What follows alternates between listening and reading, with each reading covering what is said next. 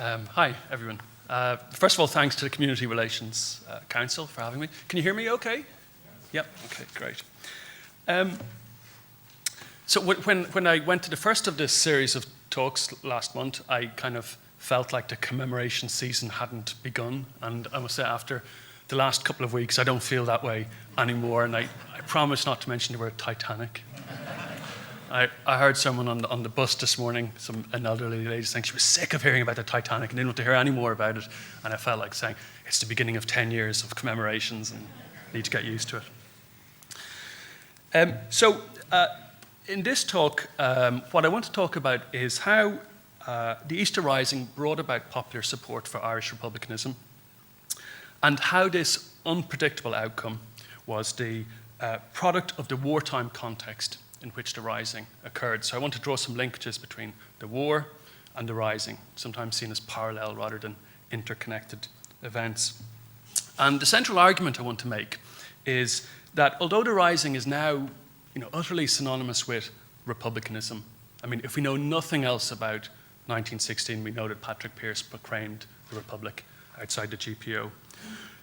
But despite that, the argument I want to make is that the Republican significance of the Easter Rising was much less apparent to the people who took part in that event than it is to us now, and that it would become subsequently.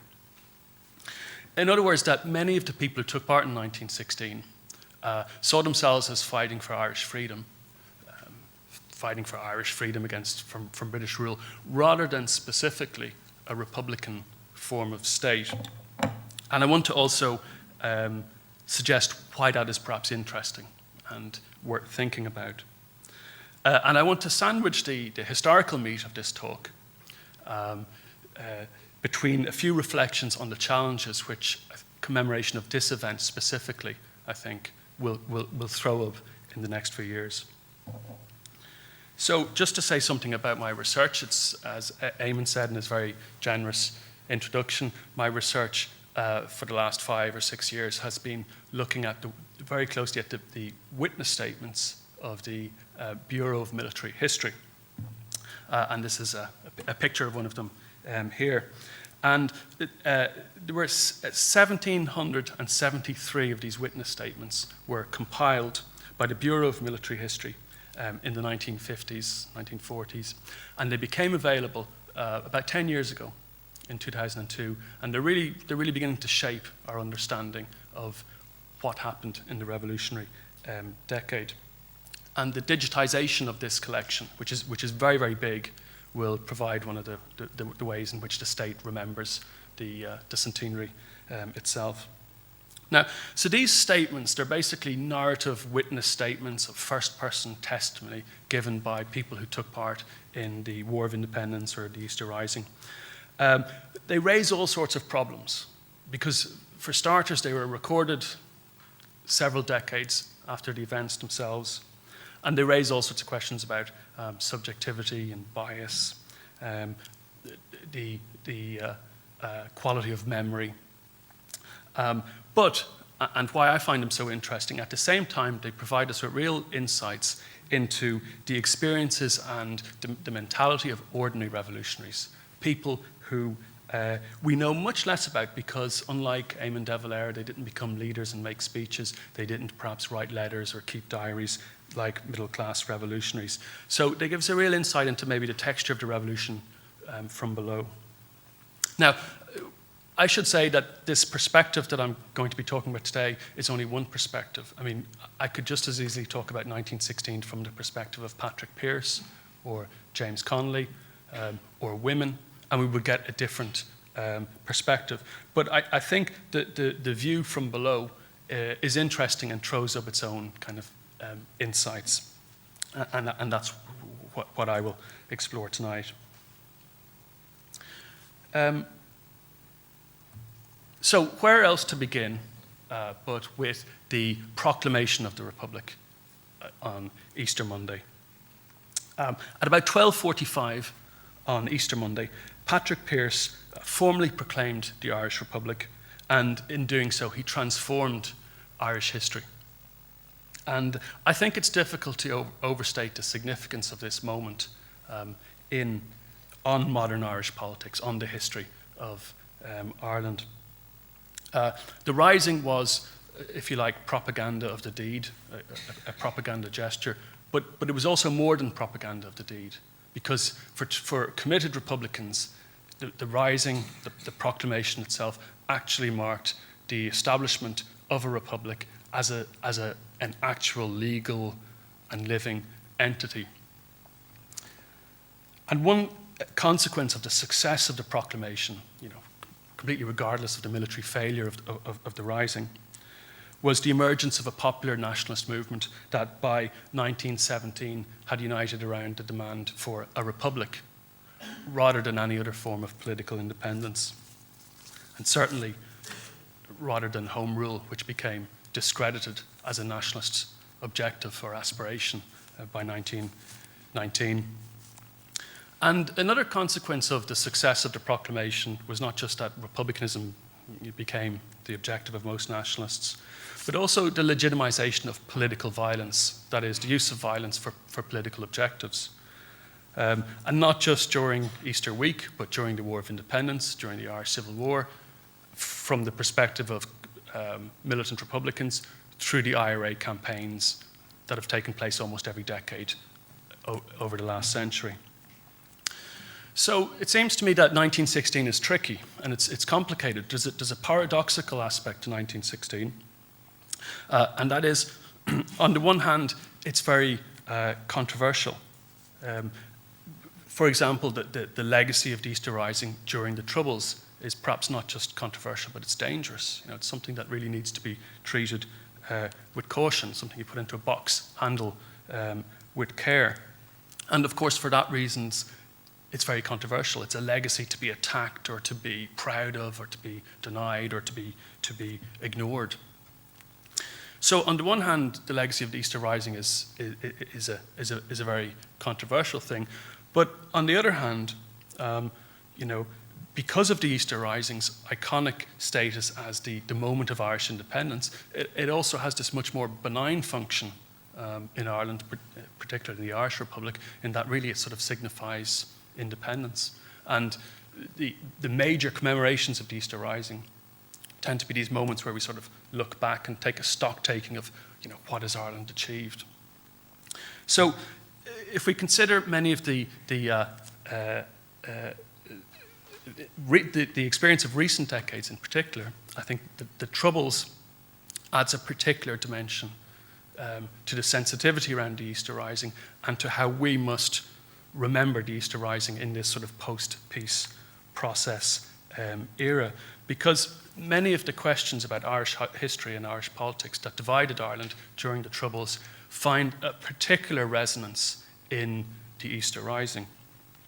For example, did a militant minority lacking a popular mandate have the right to use violence to achieve their objectives? Was the use of violence in a cause that was militarily unlikely to succeed morally justifiable?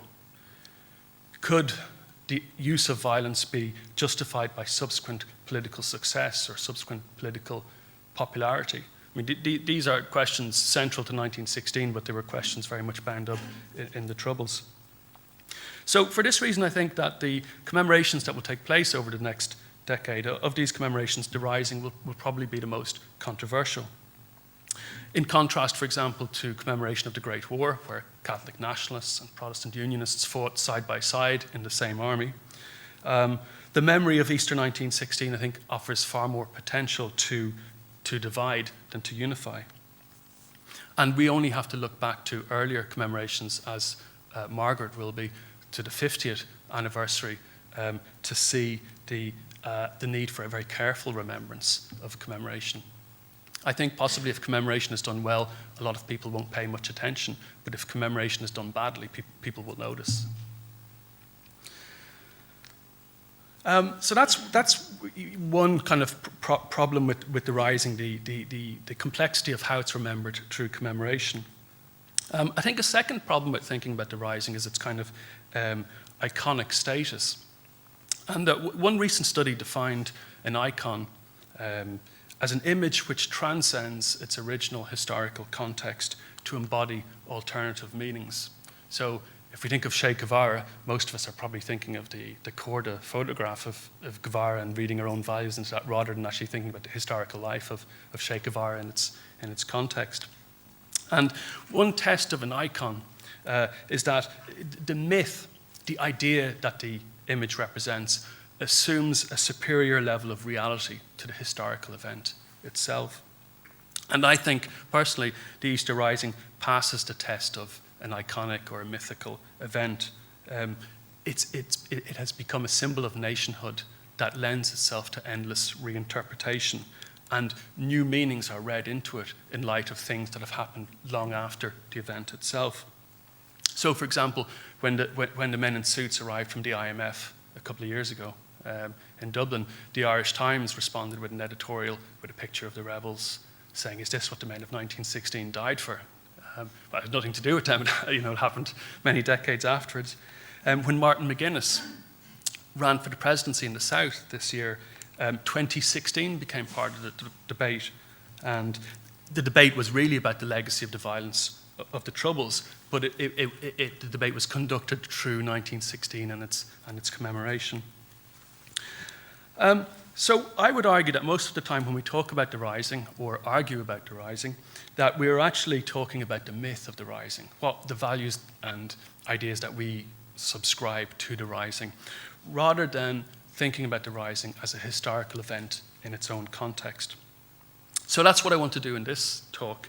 I want to consider the Rising in its historical context, and I want to consider what republicanism meant to the rebels of 1916 before the Rising became burdened with its very, very heavy baggage of history. So this brings me back to Pearse's proclamation of the Republic on Easter Monday. Reading through all my witness statements, one of the most striking aspects of the statements was how few people present at the GPO noticed the proclamation of the Rising.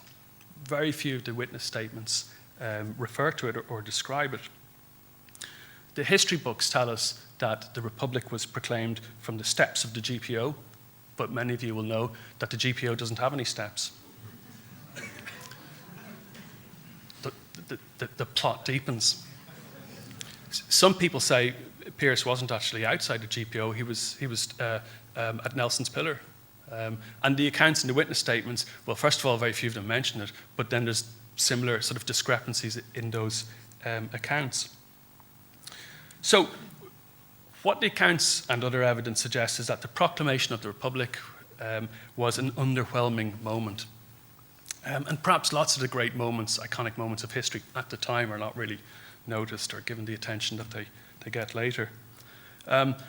Many of the rebels seem to have hardly noticed it, and some of those who did notice it were surprised. Was this because the rebels were simply too busy to appreciate its significance, or does it symbolize something else, a lack of understanding or a commitment to republicanism? Or perhaps both. I don't think these things are mutually exclusive. So what I want to explore in this talk is what do the statements tell us about Irish republicanism and the impact of the Great War on the emergence of Irish republicanism and the event of 1916 itself. So I want to start by thinking a little bit about causations. We have two competing narratives of the revolution. We have a nationalist narrative that emphasizes the discrediting of constitutional nationalism with the fall of Parnell, the rise of cultural nationalism, the new generation of young men who turn away from constitutional politics, and then the sort of politicization as this revolutionary generation moved from a preoccupation with language, like Pearse, to guns, and finally, statehood. And this kind of longer view of why the Rising came about reflects how many of the rebels themselves describe things in their witness statement. And they place their actions inside this long context of cultural nationalism and so on, but indeed into a much longer kind of context of 1798. Lots of statements begin by talking about their grandparents fighting in 98, and a much longer kind of nationalist story of oppression by Britain going through the centuries. So that's the nationalist narrative of why 1916 came about. Crudely speaking, we can juxtapose a kind of an academic explanation or narrative of what happens in this revolutionary decade. And the revisionist historians who began writing about this period in the 60s and 70s pointed out some awkward problems with this nationalist tradition. First of all, there was no real support for republicanism before 1916, certainly before the Great War. And instead of talking about this longer sort of inevitable emergence of republicanism, they point to the impact of things which were specific to the revolutionary decade itself. Firstly, the Home Rule Bill and the Ulster Crisis, which it precipitates, which begins a kind of a radicalization of politics in Ireland. And secondly, the Great War itself, which sees Redmond support the war effort and his constitutional nationalist project begin to crumble. So we've got two interpretations, the Republican one placing Ireland into a long historic context, and then this short-term one which suggests that really constitutional nationalism was undone by a kind of a almost unpredictable double whammy that came from nowhere. And the sort of the academic revisionist interpretation is also arguably part of a longer narrative, which is that of constitutional nationalism, the gradual evolution towards independence peacefully, which can go back to Parnell and O'Connell and so on. Now, broadly speaking, the witness statements that tend to support the revisionist view of things. That is, most Republicans or separatists are very honest about the fact that republicanism had very little popular support before the Great War, or even before the Rising itself. So IRB Supreme Council member Diarmaid Lynch, for example, recalls in his witness statement, "In those days of denationalisation, there may not have been in a whole district a single man imbued with Republican ideas." And he's talking about being an IRB man in the sort of pre-war period.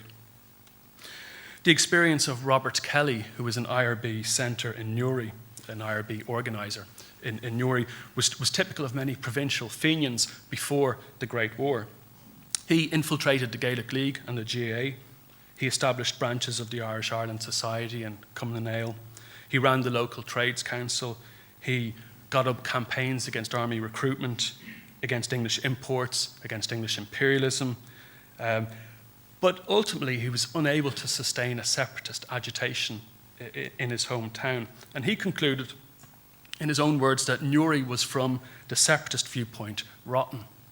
So you get these very pessimistic, frustrated accounts of Irish politics prior to the Great War.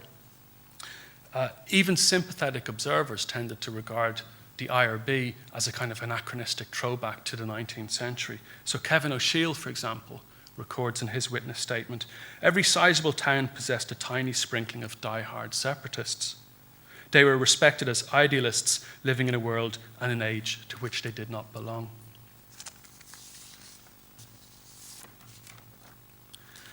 So the point here is a very simple one. On the eve of the Rising, there was almost no popular support for republicanism.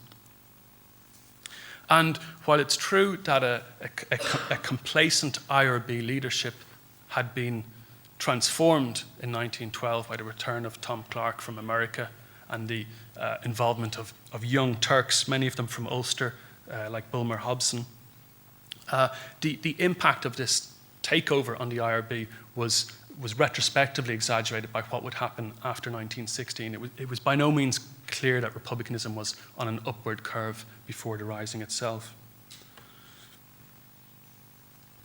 So where did the energy and dynamism of the period come from? Well, a lot of it comes not from republicanism, but comes from the cultural nationalist or Irish Ireland movement of the late 19th and early 20th century.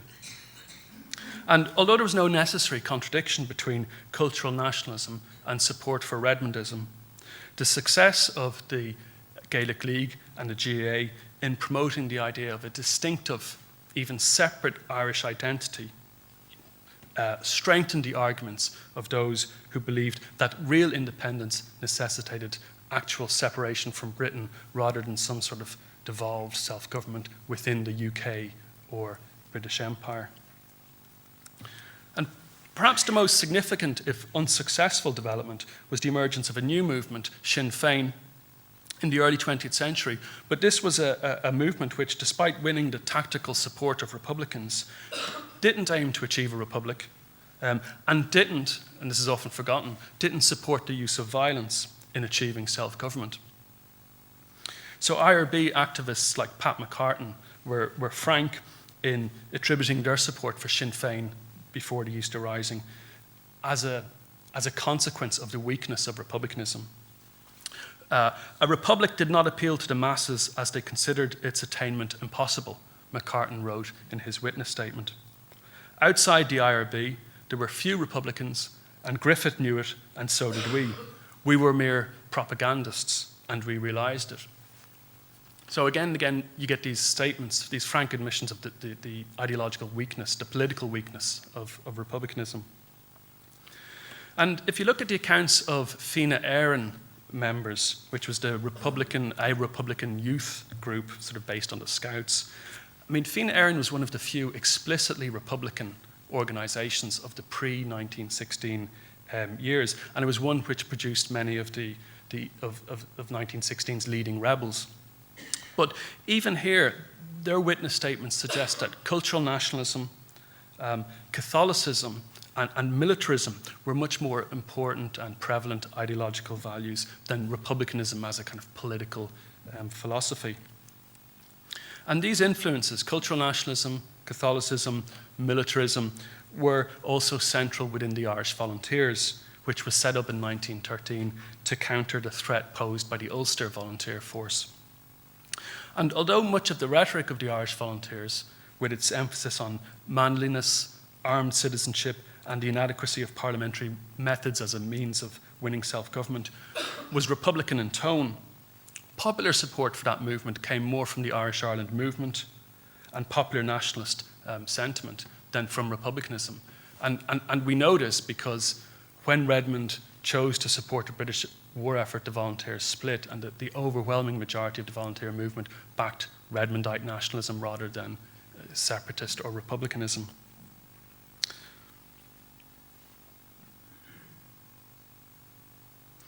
More surprisingly, the witness statements also raise questions about the importance of Republican ideology within the IRB itself in the period leading to the Rising.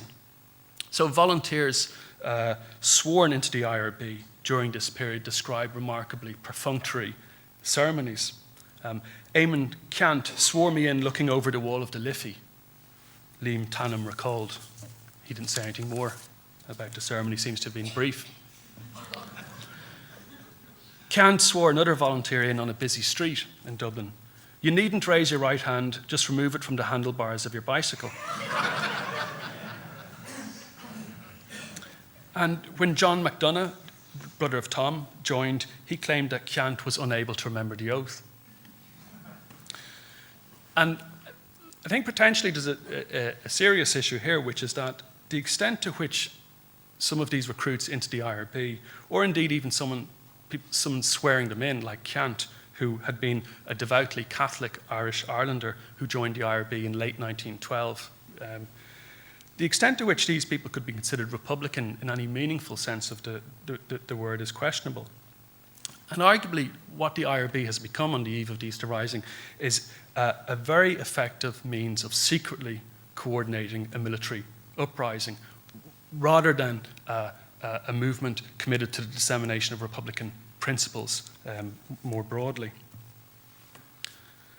Another also surprising is the fact that most of those who fought in the Rising, or certainly many of those who fought in the Rising, were, until Easter Monday, unaware not just of the highly secretive role of the military council, which organised the rebellion, but also of its objective of proclaiming a republic. And this is one of the things which most surprised me reading through the statements. I have a couple of examples of this. This is the text of the witness statements. This is Jerry Golden. Shortly before the Easter Rising, Ned Daly, the 1st Battalion Commandant, startled Jerry Golden by telling him how he was sure I would do my duty as a soldier of the Republic. And I'll just read this. This was the first mention I'd heard from anyone about a republic, and when I asked him, Ned Daly, what he meant by it, he replied that the Irish Republic would be proclaimed by the Provisional Government of the Republic. Every volunteer in arms would be expected to defend the Republic with his life if necessary, and some of the leaders would fall in the fight, but the others would carry on even in the face of overwhelming odds. While he was speaking to me, I noticed his eyes, they appeared to shine, and I saw that he was in earnest in every word he spoke. There's actually lots of shining eyes in the witness statements. You wonder how the British didn't know what was going on.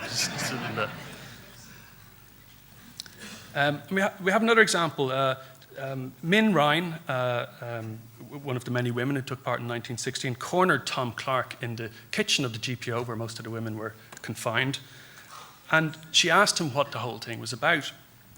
And he said, and I'll read it here, the gist of it was, this is Tom Clark, the mastermind behind the rebellion, that it was absolutely necessary that they should have the rising now, because if they did not have it, they might never have it, that when the men had been brought to a certain point, they had to go forward, that in any case, a rebellion was necessary to make Ireland's position felt at the peace conference, so that its relation to the British Empire would strike the world.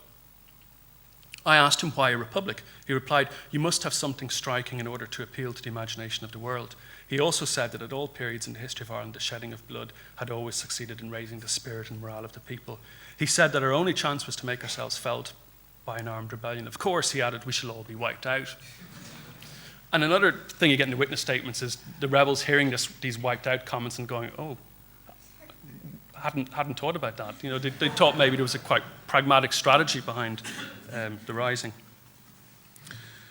So what a lot of the witness statements suggest is that in contrast to the marginal influence of republicanism, that the impact of the Great War was in many ways a more important radicalizing influence on separatist fortunes in this period.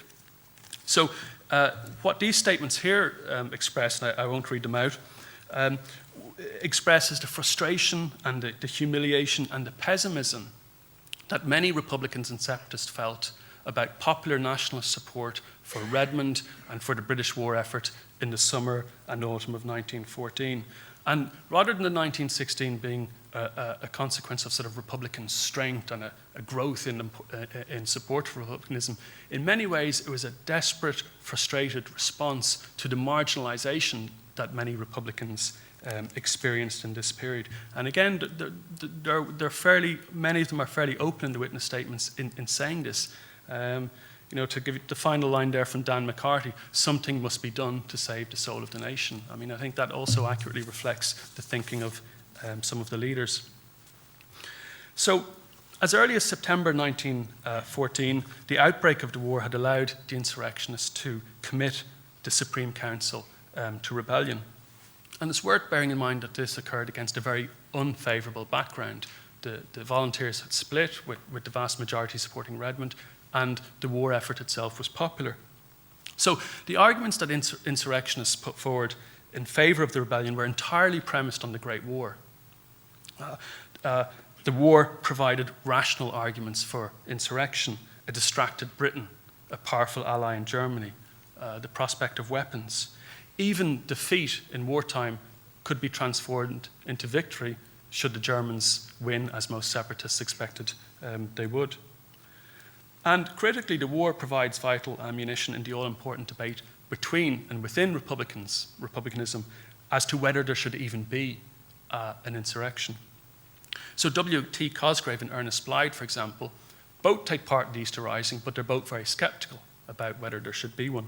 And they both record how rebel leaders, MacDonagh and McDermott, sought to persuade them to support a rebellion on the basis of what they felt were highly implausible or even dishonest accounts of the amount of support they could expect from Germany. And arguably, the emotional aspects of the wartime context were as important as the strategic. Kant spoke of the disgrace of allowing the war to pass without striking a blow. Clark argued that a failure to rise would submit his generation to humiliation. Pearce also spoke of shame and ridicule should they fail to rise. So arguably, the only thing that unites the organizers of the rebellion is the belief that in this time of war, the action is preferable to inaction, and that the potential advantages of defeat, reasserting the credibility of separatism, the survival of the physical force tradition, wrecking home rule, winning political support down the road, that all of these outweighed the advantages of inaction. And history, of course, proved them to be absolutely correct about this. The Easter Rising was a desperate roll of the dice, but it proved incredibly successful from a political point of view. And the proclamation, with its dramatic revelation that the Rising had been coordinated by a single revolutionary body, united, at least for posterity, the diverse coalition of secular Republicans, Catholic intellectuals, Irish Ireland activists, and revolutionary socialists that had brought this very unlikely event about.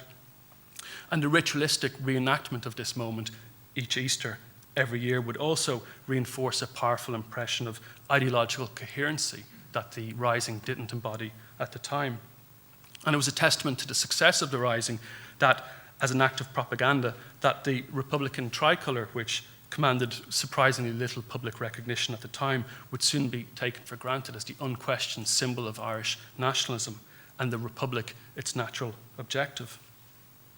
So, moving towards a conclusion, I think I've demonstrated that republicanism was a much weaker and a much force than we imagine, and the politics of the time were much more malleable and incoherent than we may subsequently imagine. But how does this relate to how we should remember 1916 in terms of commemoration? I just want to make 3 points. The first concerns the centrality of the wartime context of 1916. And this is a point which has long been accepted by historians, but I think is much less accepted or understood in the public understanding of the Easter Rising. You know, that 1916 should be remembered as a part of the history of the Great War, a part of the Irish experience of war, and rather than something that occurs parallel to the war, the Rising in Dublin with the Great War as a backdrop abroad. I think it's difficult, perhaps impossible, to disentangle the triumph of republicanism in Ireland from its wartime context. And I just give you 2 examples to demonstrate this point. The first is the British response to 1916, the nature of the suppression, the artillery in central Dublin, most obviously the executions themselves, the way they were carried out. And the second example, the attempt to impose conscription in 1918. Now, I don't think either of these 2 events make any political sense whatsoever if you remove the wartime context, which essentially imposed these actions on Britain in terms of made them a necessity imposed by the wartime context. So the second point I just want to emphasize is that drawing attention to the fact that 1916, the historical event, as opposed to 1916, the myth, drawing attention to the fact that this was inevitably much more complex, messy, and contradictory than the 1916 we remember in popular memory is perhaps the most important contribution that the historians can make to the commemoration of that event. 1916 brought about the creation of an independent nation much more quickly than people could have imagined possible at the time, but at a cost. Whether the revolutionary sacrifice of Dublin's civilians, who are the biggest proportion of people who die in Easter week, or the subsequent violence that accompanied the revolutionary shortcut to sovereignty that 1916 set in train. So it's not the role of historians to conjure up a sanitized or a usable version of the past, but by seeking to replace what we could describe as maybe the simplistic gable wall history of 1916 with all its simplicities and myths and lessons from history, with a more complex understanding of the past, and by facilitating a more balanced assessment of 1916, the good bits and the bad bits from a nationalist or a unionist point of view, historians can make an important contribution to the process of a more open and a more inclusive and perhaps a more honest commemoration. In other words, there's no need to fear the legacy of the Rising. Commemoration is driven by how the present choose to remember the past rather than the atavistic pull of history. And given the willingness of politicians, North and South, but particularly North, and community groups such as the Community Relations Council and events such as this to approach the centenary decade in the spirit of respect and inclusiveness. The commemorations offer an unprecedented opportunity to promote a more complex understanding of the past, one that has the potential to support rather than to derail the remarkable political transformations that we've seen in Northern Ireland in the past couple of decades. And the final point I want to end with is, I think that the other function that historians have in remembering the past is to raise awkward questions, rather than go along with a helpful narrative of the past. And this brings me back to the main argument of this speech, of this talk. As we approach 2016, there will be much discussion of the legacy of the Rising, not least because of the state of the Republic and the loss of moral authority by its political class, the Catholic Church due to recent scandals, and other privileged elites such as the bankers and the developers and so on. The gulf between the rhetoric of the proclamation, which we can read here, and the reality of the Irish Republic has never appeared more stark in many respects. Phrases like cherishing all the children of the nation and the right of the people to the ownership of Ireland ring a little hollow in considering the scandals of recent decades. And much of this discourse will present our current predicament as a betrayal of the ideals of 1916. But an alternative analysis might question the extent to which these ideals ever motivated many of those who turned out at Easter, or fought for independence, or created the independent Irish state. One only has to consider the treatment of female rebels by their comrades, who were just as chauvinistic as any British Army officer in most cases, or the centrality of Catholicism to many rebels, to identify some of the contradictions between the egalitarian, secular, republican rhetoric of this document and the social conservatism that characterized much of the separatist movement. Prior to 1916, few Republicans could have imagined how quickly republicanism emerged as the dominant ideology of popular nationalism in Ireland. Equally, though, many of these Republicans would have been surprised by the extent to which republicanism came to be defined by a very narrow commitment to a particular means, the use of physical force, and the specific end, a republican form of political state, rather than the more radical vision identified with 19th century Fenianism. De Valera's Ireland, a state that was in many respects patriarchal, clericalist and socially conservative, was perhaps less a betrayal of the proclamation than a consequence of the fact that its ideals were not deeply rooted within the separatist movement that would go on to achieve independence.